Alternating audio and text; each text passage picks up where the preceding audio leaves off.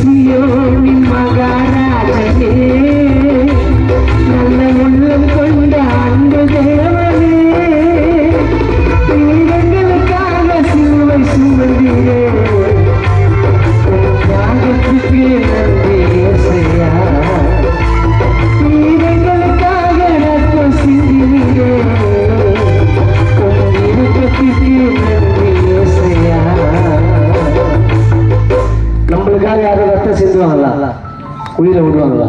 நம்ம கூட பிறந்தவங்களா இருக்கட்டும், பெற்ற அப்பா அம்மாவா இருக்கட்டும், இறந்துட்டா தூக்கி அவ்வளோதான் காரியம் முடிச்சுட்டு ஒரு 6 மாசத்துல எல்லாத்தையும் மறந்துடுவாங்க.